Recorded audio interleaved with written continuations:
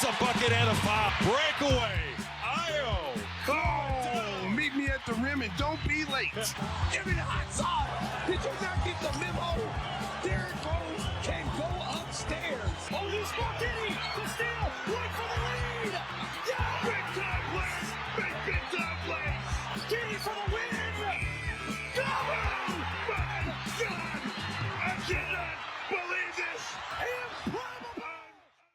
Welcome into a brand new edition of the Gimme the Hot Sauce podcast. We're scattered all over the globe today. I'm coming at you from my Winfield home. Stacey's in our beautiful Palatine studio, but the guy who works there, Jimmy Whispers, once again missing in action. Stacey, you know where Whispers is today? You know what, Mark? I couldn't even worry about Whispers today. I had to worry about myself. I had to make sure I got here. Once I called in, they said Whispers wasn't going to come. I said I had to leave the Machiavelli estate. I had to drive out here to come to the studio. I knew you weren't coming because you was at the Shanowski estates. So I was like, okay, somebody's got to be there at the studio. So Somebody's got to represent. Yeah, I had to represent. If Timmy Whispers would have been here, it would have been a quiet show, but at least he would have had a body here. That would be kind of weird, though. You'd have a guy sitting in a room by himself not saying anything. You know? Well, it's no different when we're here.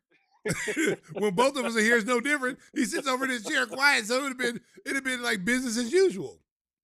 That's why the fans love him. You know, he's the man of mystery. Nobody knows what the guy's all about. They see the red face. They don't know what's going on inside that mind. Well, trust us, we do. And it's not pretty. It's not pretty. Well, what hasn't been pretty lately is the play of our Chicago Bulls. Got off to the great start at 5-1. They've now dropped 4 in a row. And, you know, the game in Cleveland, the home game against San Antonio, they had good chance to win. They couldn't finish. But the game in Detroit, that was one of those clunkers. I know, Stacey, as an NBA vet, you know that some days you just don't have it. But with the Pistons missing almost all their guys, that one really hurts. Yeah, that really hurt me. You know, it's one thing losing to a San Antonio Spurs team that was 8-2 at the end of that game, a Cleveland Cavalier team that's, you know, considered one of the top teams, you know, in the NBA this year, you know, a New York Knicks team who's been playing well. Those you can say, okay. But when a team before the game tells you that their top 7 or 8 players, including the rotational players, are not playing, and you're going to play against a group of, you know, young players, you know, some of them are G League, 2-way on contracts, a couple of veterans. You had Karis LeVert was there. You had, you know, Duncan Robinson. Those guys are really, you know, good, you know, pieces for Detroit. So they're not no slouches. And then you have Paul Reed, you know, former DePaul Blue Demon, had some play with Philadelphia for 4 years, was a backup to Embiid. He's had some good minutes in the NBA in his career. And he had a career night basically last night. I think he was just short of having a career high point while tying his career high. But you'd have thought he was an all-star the way he played last night. Well, the kid on a 2-way contract, Dennis Jenkins, was getting into the paint consistently. No one could stay in front of the kid. And here's a guy just trying to make his mark in the NBA, and he looked like an all-star in that game. Well, listen, the Bulls defense is just, you know, it's you kind of, it's reared its ugly head. You know, you saw a little bit of that last year about this time with the defense, or, you know, you have no rim protection with Vooch in the back. Let's just be honest. He's not going to block any shots. I don't even know how many blocks he has this year, but I would guarantee it's less than 10, you know. So he's not a rim protector. So when you get broken down, it's not all on Vooch either, Mark. It's not all Vooch's fault. The guards have to stay in front of guys. You know, guys are getting to the basket too easy during this losing streak. They're able to break guys down and get to where they want to on the floor. And then you're trying to say, well, Vooch blocked the shot, or Vooch, you know, be a force back there. And that's not his game. He's not a shot blocker. So the guards have to do a better job of staying in front of guys. You hear me say this all the time. Listen, I'm not a coach, but I coach, and I know the game, okay? All this switching defense, it's got to stop, because you're getting guys out of position. You're getting guys guarding smaller guys. You're getting guys guarding big guys. And their defense right now is not disciplined enough to know where the mismatches are and know how to rotate and help each other out. You know, if you see a guard in the post with a big guy, you automatically, your defensive instinct should be to help, because that's a mismatch. You don't see these guys doing that. They're always a step slow, or the reaction time is slow. the switching defenses, when we played, switching defense was because you couldn't guard people. That's when you switch. And when you did switch, Mark, which we never did, it was same size guys. So if I was going to switch with Horace Grant, both of us are 6'10" and taller, we can switch. I can switch with Scotty. I can switch with guys that are close to my size.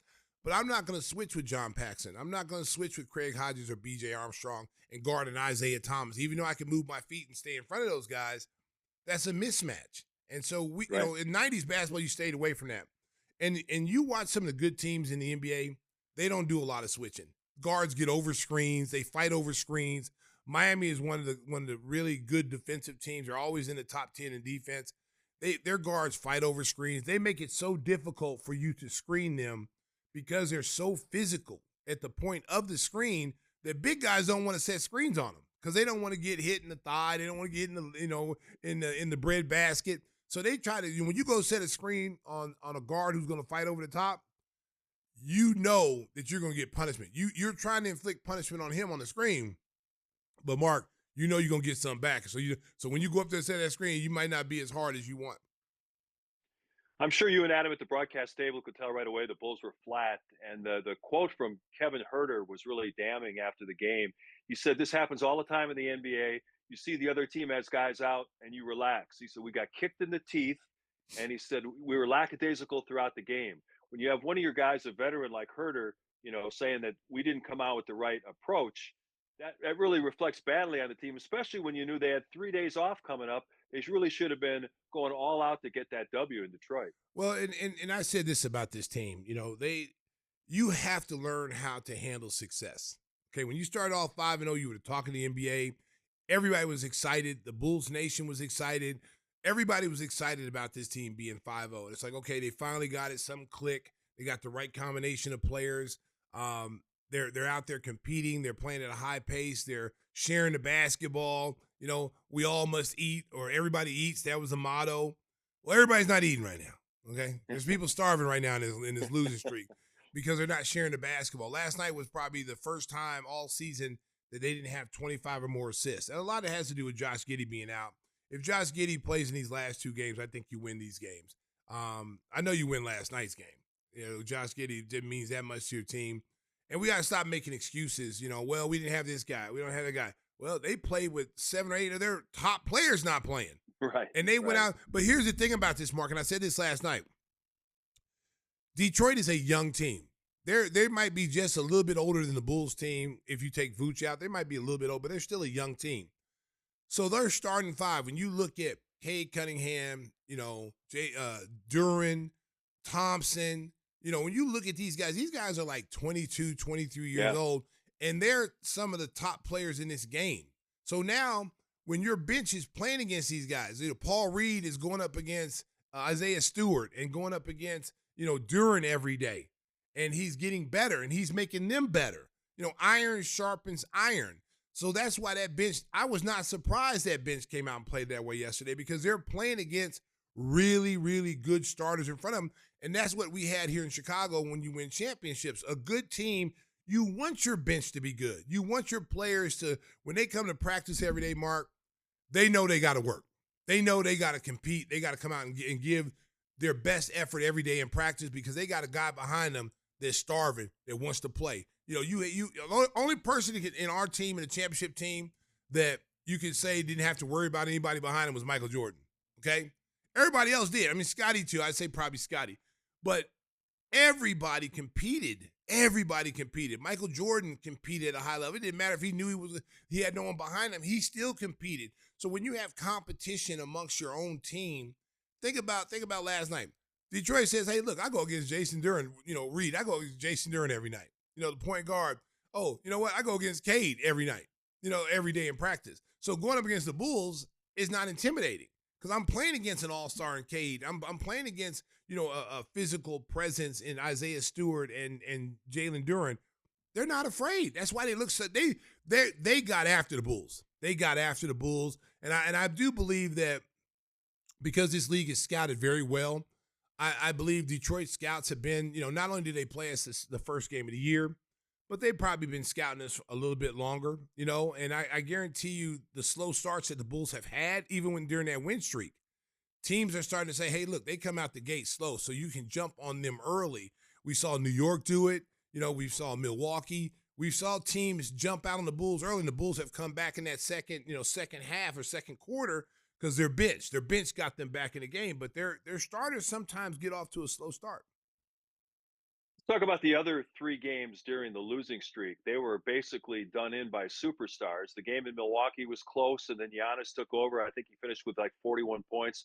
In Cleveland, that was a giveaway. The Bulls had a 6-point lead. Cleveland closes the game on a 12-0 run led by Donovan Mitchell.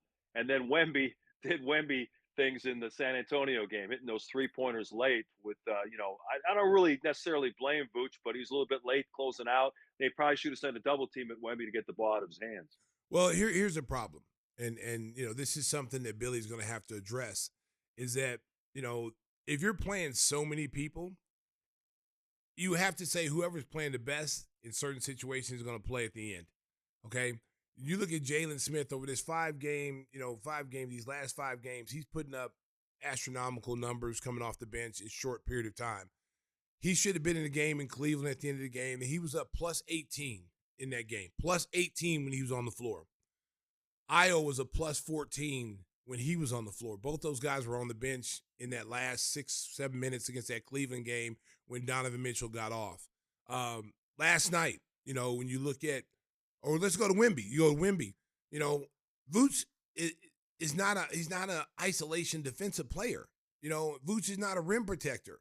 You're asking Vooch to go out there and guard basically a small forward that's actually masquerading as a center, a 7'4" center. This guy is a small forward. I mean, the guy handles the ball. With his handles. He's got handles. Yeah. He can get to wherever he wants to on the floor. He can shoot the basketball. And to not to mention, he's 7'4". If you play NBA 2K on Xbox or PlayStation, they have a new thing now. You can create these demigod players where you can just make them 99 all across the board. And everybody's making these Wemby players. So you got 7-foot guys, 7'4" guys that can handle the ball, that can shoot.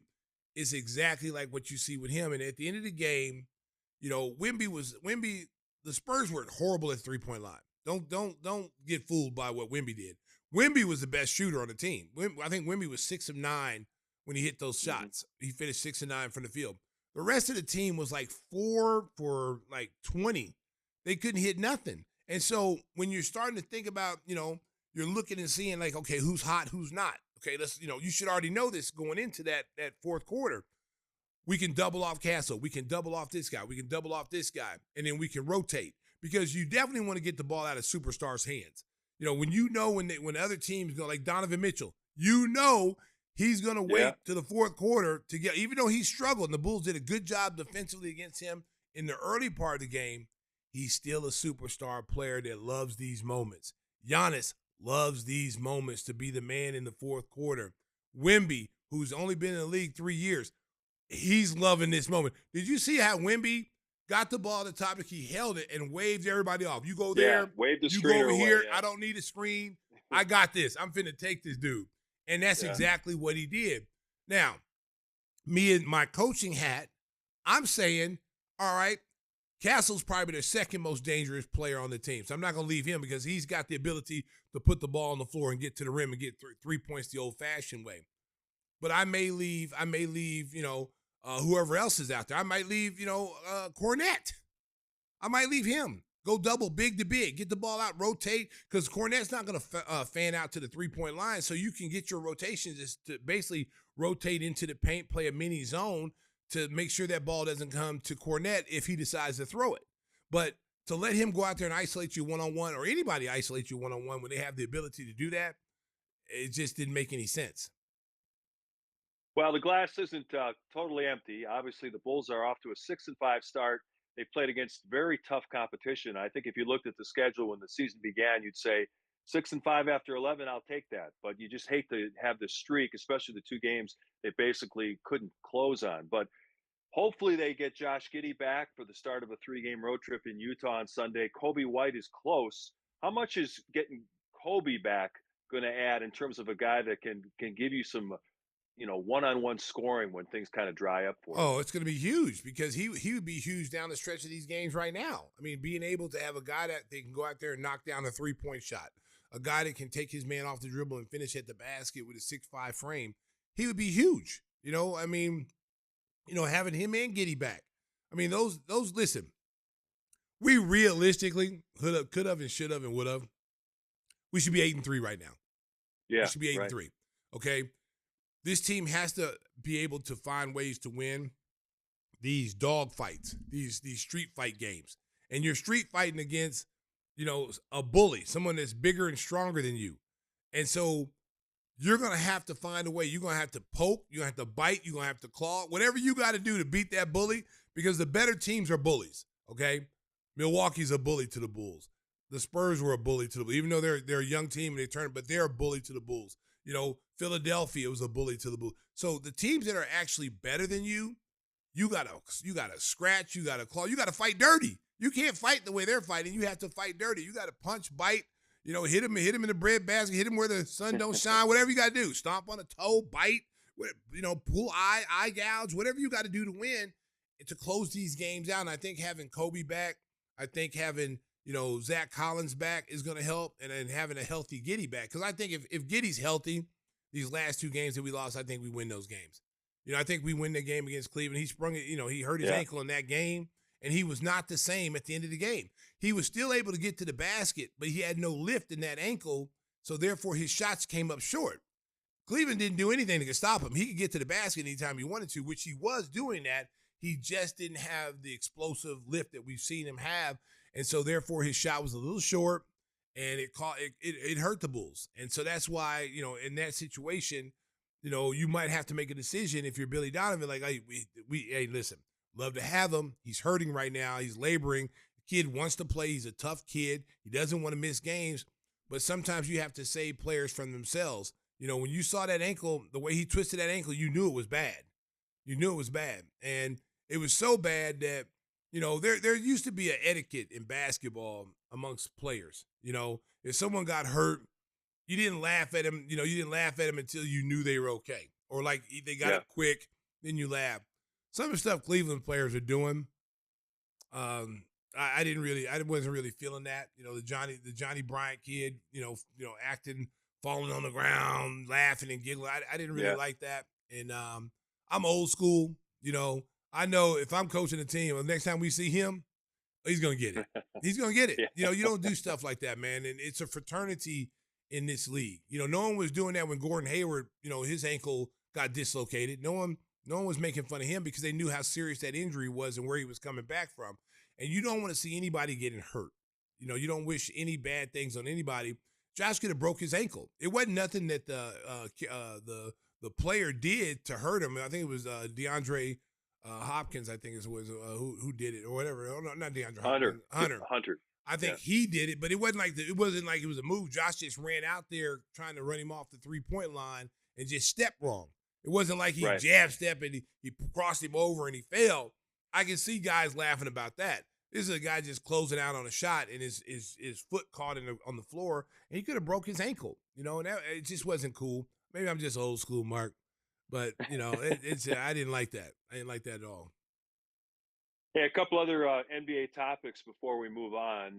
No surprise, the news out of Dallas this week. Nico Harrison fired, making probably the worst trade in the history of basketball, sending 25-year-old Luka Doncic to the Lakers.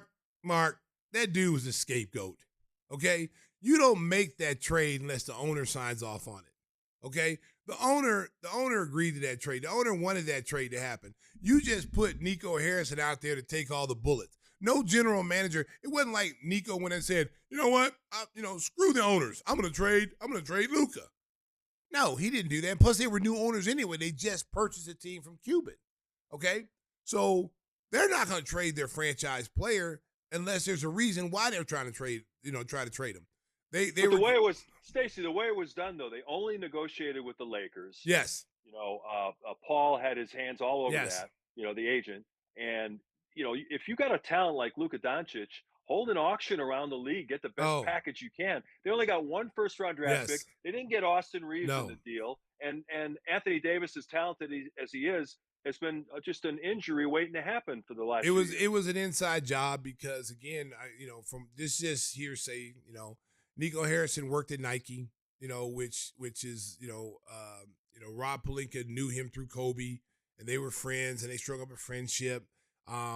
Dallas Mavericks could have traded Luka and got generational picks. If he's Sam Presti, if that's Sam Presti making that move, trust me, they're getting a haul back for Luka Doncic, who's only 25, top 5 player in the league, and there's not even enough you could have got for him that you would even say it was fair. But Sam Presti would have made a move that would have said, you're going to give me draft picks for the next 10 years if I give you this player. Because he's going to be an all-NBA first-team player every single year.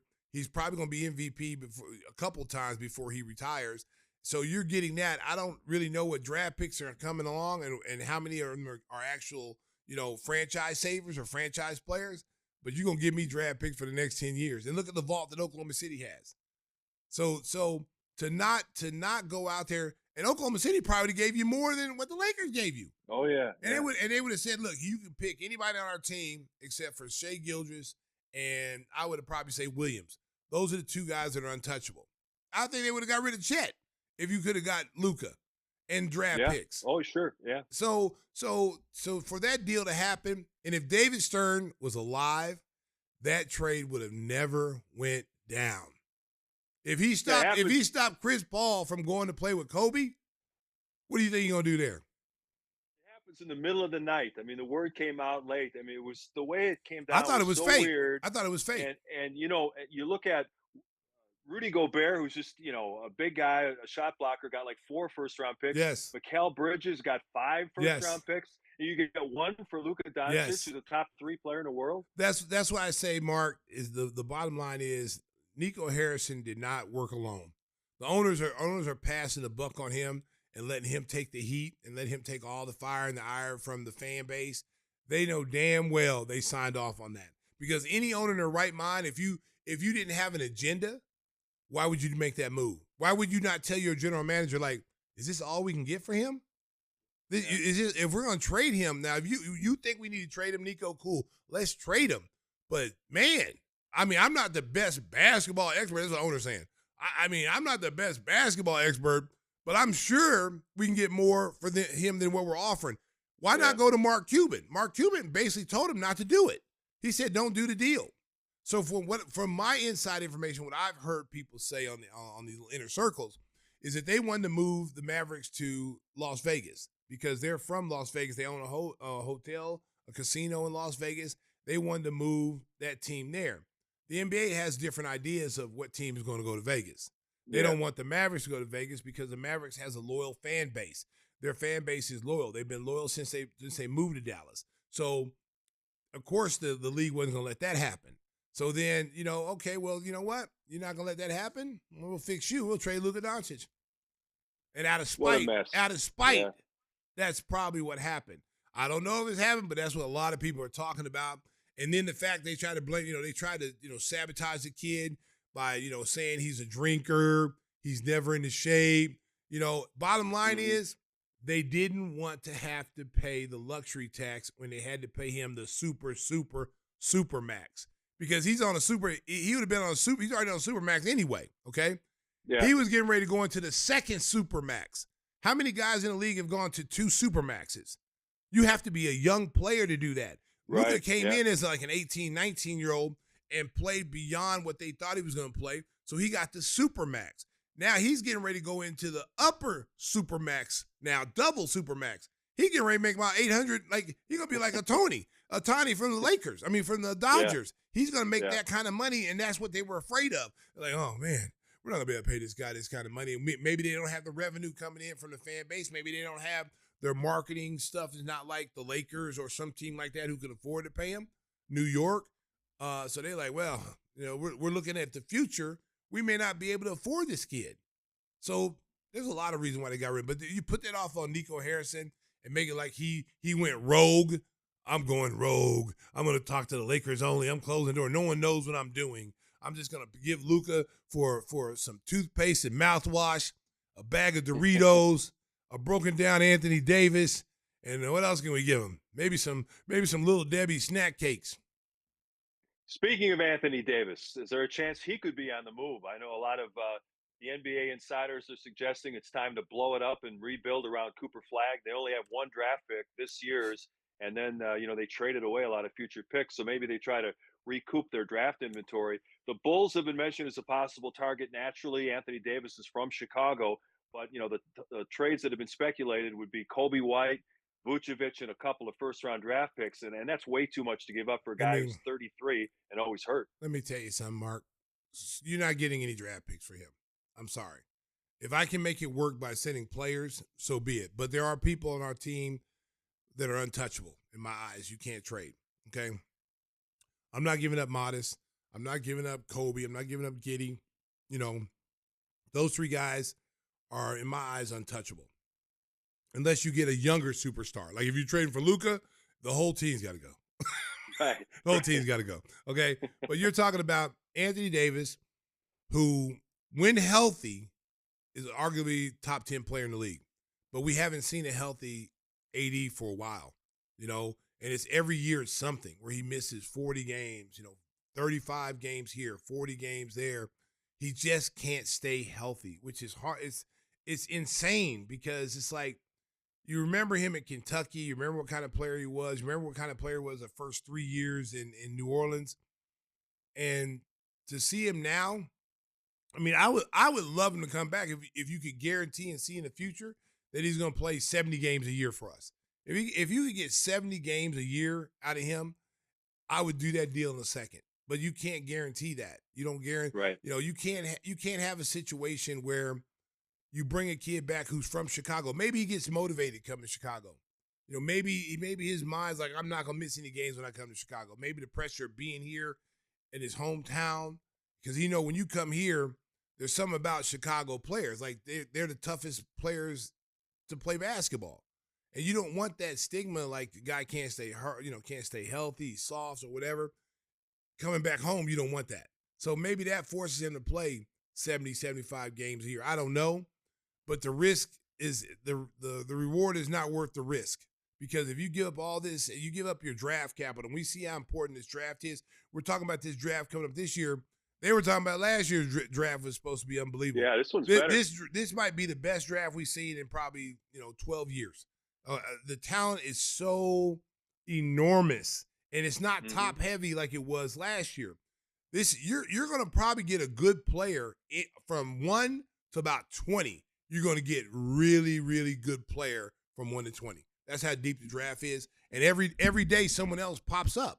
It's not just freshmen. You got sophomores that are starting to pop up and they're playing well. You're going to see a juniors and seniors names pop up. So it's not just like the Boozers, the Banzas, and the Petersons, and the Caleb Wilson, who are like arguably your top 5. And there's a ton of players. Their names are going to start popping up as the season goes along and you get a chance to see them. I mean, there's a kid down at Virginia Tech from Greece. Oh, my goodness. I mean, he's like the next coming to Tony Kukoc. He's like a 6'11", legit point guard. Can handle it, can shoot it. Unbelievable skills. I mean, when you watch him, you see Tony Kukoc. You literally see Tony, except I don't think he's left-handed. He's a right-handed Tony Kukoc. He's from Greece. He is a stud. He's dominating teams right now at Virginia Tech. I mean, there's a ton of kids out there. The kids, Stojakovic at Illinois, who's I think a sophomore. Yeah, he was great the other night. Okay, yeah. He's a guy that could have went out last year and been a first rounder. He went and stayed school, transferred, went to another school. He's at Illinois now. He'll have a lot more exposure. He's playing in a tougher conference. So he's a kid as a sophomore that will have a chance to be in the first round at some point, because as you know, Mark, this league is all about potential and guys that can shoot the basketball with size. The other NBA topic I want to ask you about, I'm sure you saw the new All-Star game format. Man, they just can't get out of their own way. Just have it USA versus the world for 48 minutes. Yeah. This whole thing about 3 different teams, and we'll add guys if we don't have the right mix. I mean, I don't know who comes up with this stuff, but it's just another failed experiment. They should just go 12 against 12, USA against the world, let them play. Well, again, it seems like they're trying to even it out because they know the European team is going to house the Americans. Okay, Exactly. Best five players in the world are all yeah, international. yes. The best 5 players are in the NBA are on the national team. Okay, that team is very deep. They have a because at first people say, well, once you get past 5 guys, who they got? No, there's a ton of European guys. You got to remember, Canada, the guys from Canada are playing on that team. So it's not like, oh, you're just picking, Russian and Spain. And you're picking Canada, too. They're going on the international team. Yeah, Jamal Murray. Yes. Lou Dort.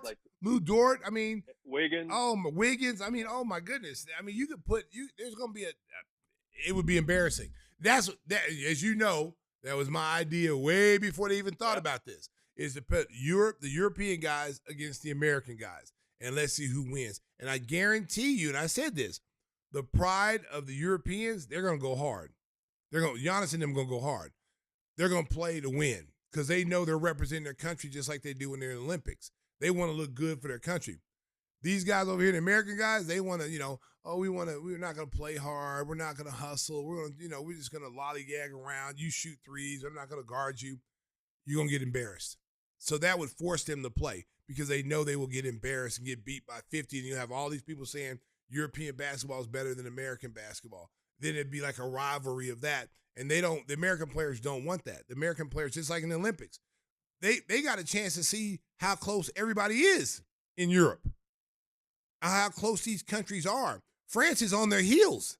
France got a ton of young players over here now that are playing in the NBA, getting NBA experience. And when they go back to the Olympics, if LeBron and them are too old, Steph Curry, because if you take those guys off, the USA might have lost that game against France. They sure would have, yeah. They might have lost that game. Listen, I want the USA to win more than anybody. But if you take Steph Curry didn't hit those big shots, France beats the USA with LeBron and the super team that they got. So when those guys are too old to go over there and play in a few years, what's the next Olympic? It'll be 28. 28. That's 3 years from now.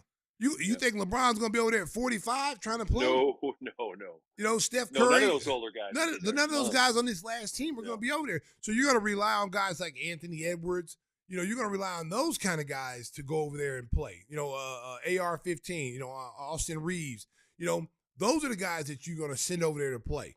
And Wemby is going to be Wemby's not even in his prime in 3 years.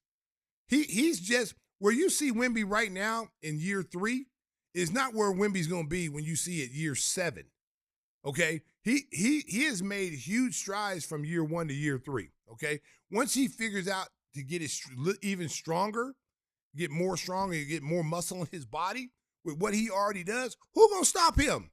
Who in the world is going to stop him? You got the kid Sar that's there, Richard Shea. I mean, Sange. Who knows what he's going to be like in 3 years? Yeah. He could be on that national team. Boy, France is on Josh Giddey. Josh Giddey on Australia.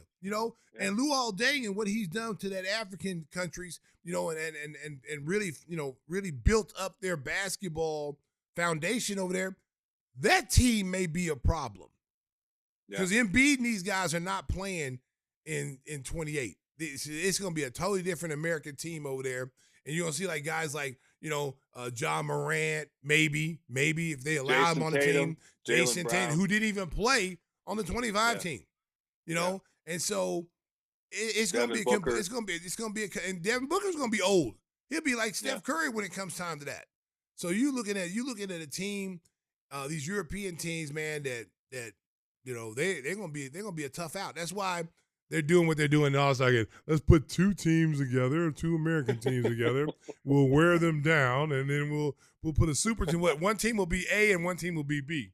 Watch how the teams on the A team, they'll have LeBron, Steph, they'll have like all the great players, Anthony Edwards, they'll have all the A-listers on one team, and then they'll have like the B-listers on the other team. Watch what I tell you. Yeah, but the starting lineup for the international team is Gilgeous Alexander, Luka, Giannis, Wemby, It's over. Yeah. If they just play those 5 guys, and then you got Dort coming off the bench. You're gonna have I forgot about him. Sangoon. Oh my goodness. And you know Jamal what? Murray. And Jamal Murray. And don't forget that you could possibly have one of those Thompson twins on there when it's all said and done too, because they represent Jamaica. So don't be surprised you don't see them on that European team. Right, Lowry Markkinen having a big year. Oh, and Utah, Larry will be there. Oh man, it's Yeah. over. It's over, man. It's over. I hate to say it, but the European team gonna kick the Americans' butt, man. It's gonna be like the Boston Tea Party all over again, man. Oh Lord. That's coming up All-Star Weekend. We'll see how Adam Silver's latest fever dream turns out when they try this. It might be a All-Star nightmare. It might. They're gonna go after this game. They'll never see it again. They'll put all the guys back together. We'll vote again. Guys will pick Let's guys. go back to East versus West. Yeah, East versus West. We're not gonna do that that again. No. But I think the fans will love it though. I think the fans will love to see competition. Fans are getting tired of this. Guys not playing hard. Guys complaining like, oh, we played 2 games and we gotta play an All-Star game. Michael did it. Larry Bird did it. But Stacey, this whole round robin thing where Team A plays Team B, then Team B plays Team C, and then it's almost like you're playing pickup in the gym or something. It's hard. It's hard, Mark. It's hard to ask the players to play that kind of style of basketball when it's like, hey, listen, we're here. Most All-Star breaks, you come and play 1 game and that's it. You're asking, what are we gonna go to? 15? You're gonna play, we're gonna play the 15. We're just gonna stay at half court. We're not gonna play full court. We're just gonna play a half court game like we're 80-year-old men. Or we're gonna go to 11 like we do in practice sessions. First 1 to 11 wins. Yeah. That'd be the only way the Americans have a chance. They cut the game down to like first 1 to 15. They might win that way. But if they play a full game, ooh, it could be ugly. They'll be like, cut me, Mick, cut me. Throw in the towel, baby. Throw in the damn towel. That's what they be doing, Mark. They be throwing the towel. We could have an international incident on All-Star You ain't lying. Weekend. You ain't lying, right. man. Let's talk a little football coming up. First, we'll take a break. We want to tell you about one of our great sponsors, Jeff Vukovic. He's my insurance agent. He can be your insurance agent too. Treats you like royalty. Auto, home, and business. Give him a call or reach out to him at his website, jeffvuk.com. That's VUK.com. Stacey, I think I don't have a sheet in front of me, but I have his phone number in my phone, so I got it right here. 847-825-4783. There you go. And tell him Mark sent you. My contacts. You tell him Mark sent you. May not get you a discount, but he'll. May not. You probably won't get a discount. Give it a try. You probably won't get a discount, and he'll probably get a good old smile from Jeff saying, "Welcome to the family." And the best jingle in the business, nationwide, is on your side. There you go, a jingle, courtesy of Gimme the Hot Sauce and Jeff Vukovic's great nationwide agency. We're talking football next. The first place Bears on Gimme the Hot Sauce. We're back on Gimme the Hot Sauce. The Bears have been something to watch, Stacey. I'll tell you what, you need almost something to jolt your heart watching those games. They take them right down to the end, and Caleb Williams is starting to get a reputation as being a maestro in the fourth quarter, leading these game-winning drives. Well, it's very similar to the Bulls, the cardiac Bears and the cardiac Bulls. Yeah. They wait till the end of the game to try to turn it on, and it seems like the Bears, though, they get themselves in a little tight situation, and then all of a sudden, Mark, they find ways to win games at the end. And I tell you what, the reason why they won that game because Jackson Dart went out. Jackson Dart was killing them at first.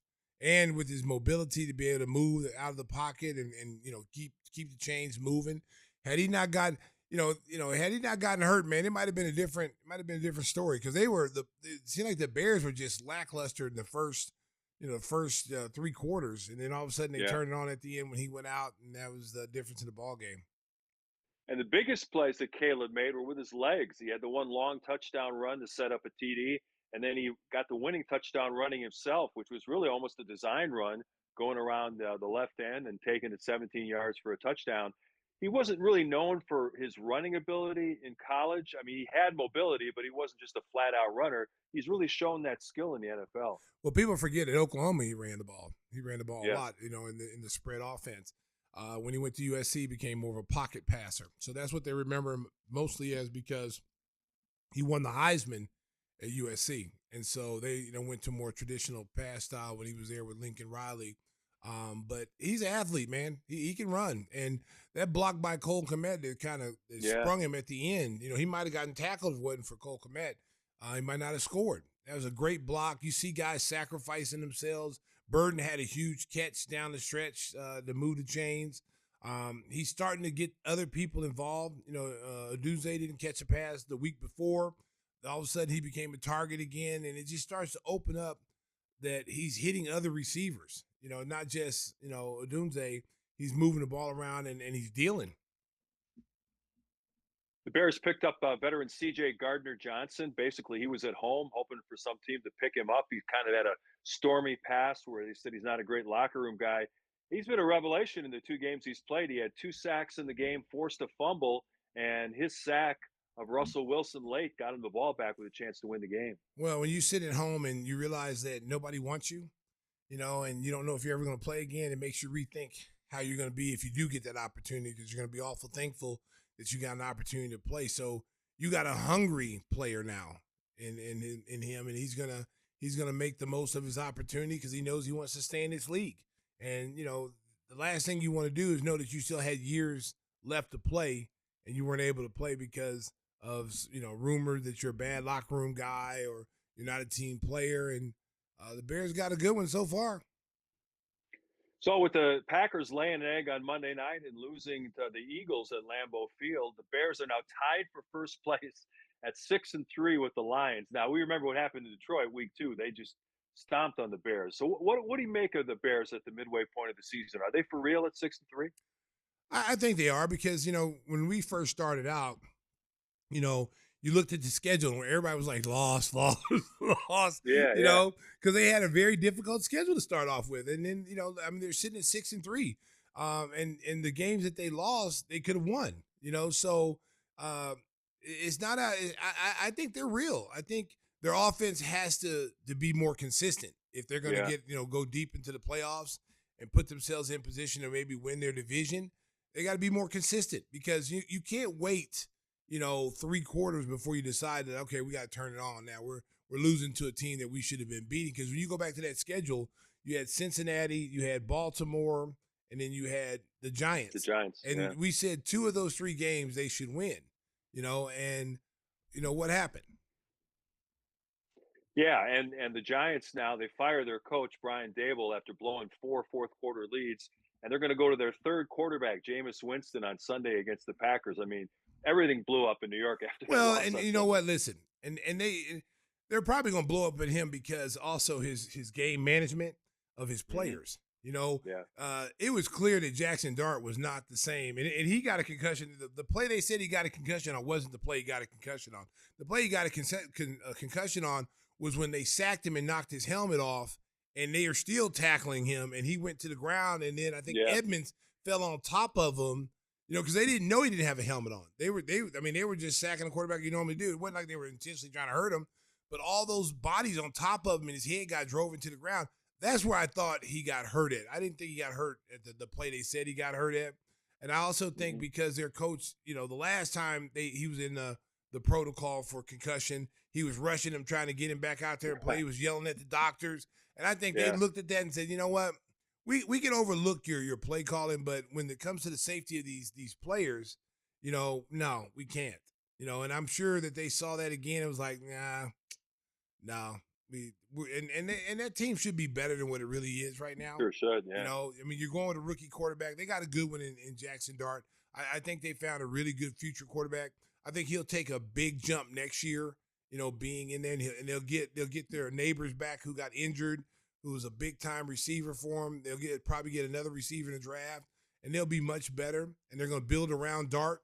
And I think they're going to be a team maybe a couple of years away, but maybe they make the same kind of jump the Bears did this year.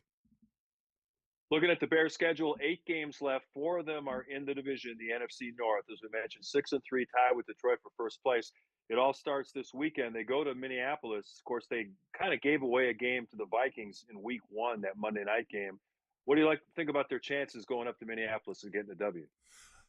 Well, I think they got a good chance to win because, Minnesota Vikings are not playing well right now. There's a little indecision at the quarterback. You got a rookie, basically a rookie quarterback back there. He hasn't really had enough reps, I feel, to scare you. You still got Justin Jefferson as a playmaker, but if you can't get the ball to him, what do? They don't have the running game it's not consistent enough to take some pressure, because a young quarterback has got to have a running game. You got to be able to take some pressure off that quarterback where he's getting put into third and long every single time, and you're forcing him to make plays down the field. I think that's where Caleb Williams struggled, his first couple of years.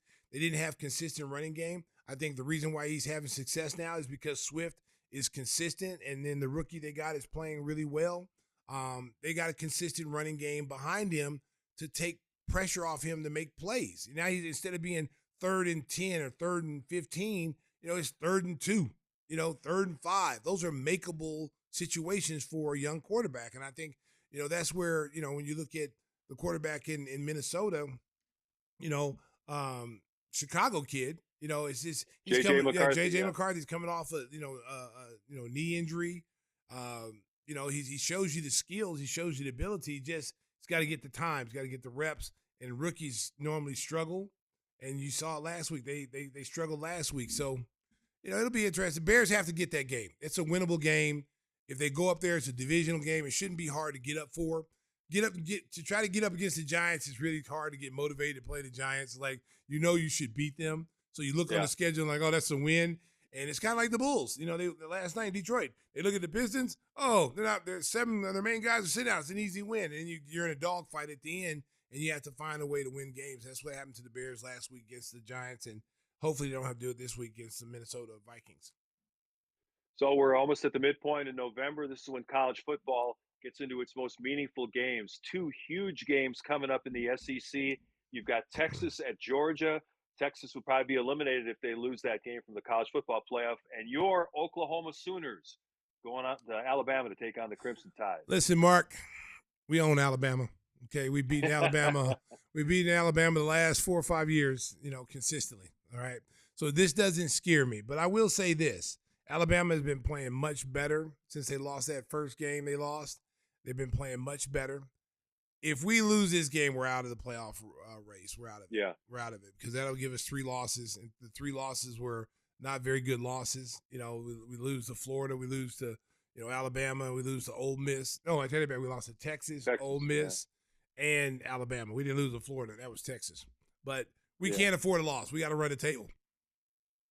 Yeah, there's a lot of 2-loss teams. It's going to be fascinating to see which teams crack the college football playoff because they have to take the conference champion from the ACC, and that conference is dog meat, and they have to take the best of the group of 5. So there's going to be some team from the SEC or the Big Ten that's going to get left out because of the way they do the playoff. I'm going to tell you right now, Indiana has been the most impressive team I've seen this year. Of all the teams I've seen in the top 20, Indiana has been the most impressive. They easily could have lost to Penn State. They should have lost to Penn State. There was a lot of emotion.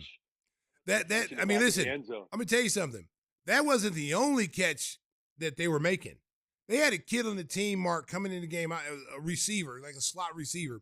He had 7 catches in his whole career. He ended up with like 10 in that game. So that tells you guys stepping up, playing big when they need him to play.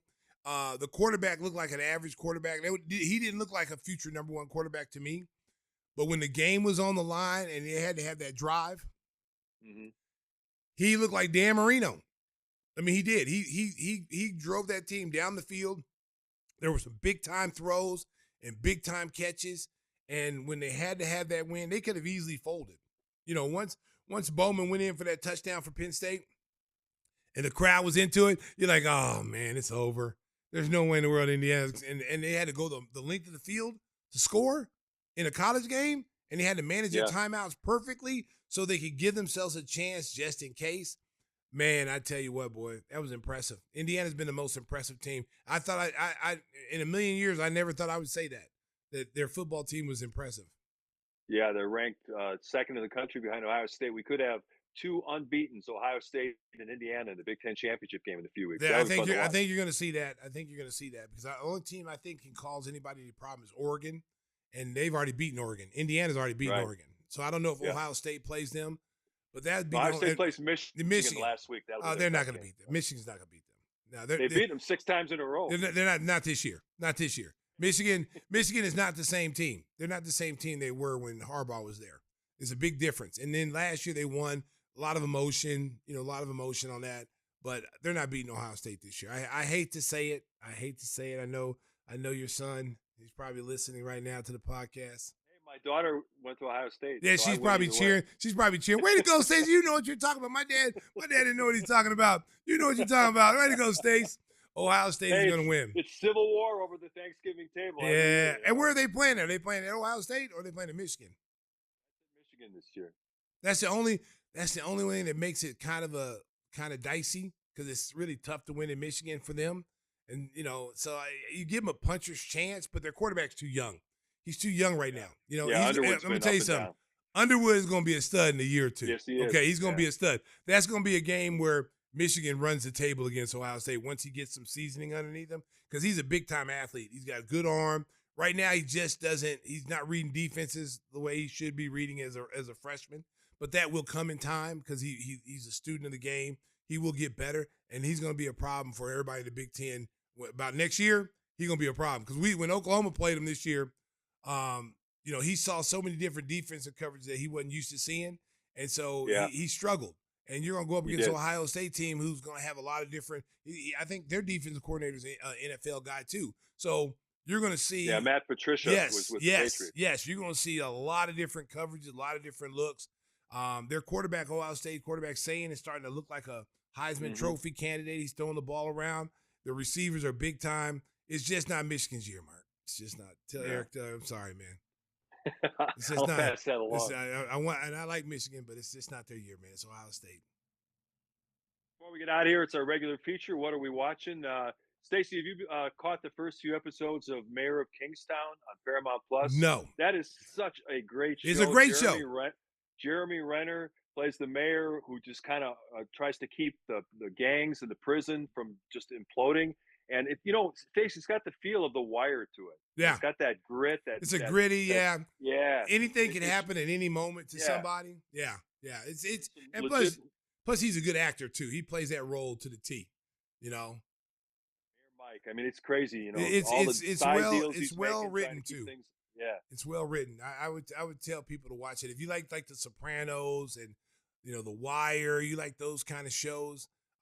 This is right along with it. Dexter's, it's right along with it. It's a great investment if you're looking for a streaming service because we talked last week about Tulsa King. Oh, they got the it's getting good with Billy Bob Thornton. I mean, they got. And Power's back. My boy Tommy's back. Power's back. I watched the episode of that. There's so many good shows, Mark. That's why I'm waiting to get like 3 or 4 deep into to the Mayor of Kingston so I can go ahead and binge watch it on the road and we go on our next road trip so I can do that. But that's one of my favorite shows. What got for the folks this week, Stacey? I got the Black Phone 2. If you saw Black Phone, the original one, the first one, with Ethan Hawke, I tell you what, man, it was pretty scary. It was real scary, and the way they put it together was believable, about a psycho serial killer of children, and just Ethan Hawke is a good actor. He can play anything. He made that role very believable. The young star that was in there, the one kid who got away, he's in the Phone 2, Black Phone 2, and he's older now. He's like 50, he's like 16 years old. So it takes place like 6 years after. And it's another good. If you like scary movies, it's another good one.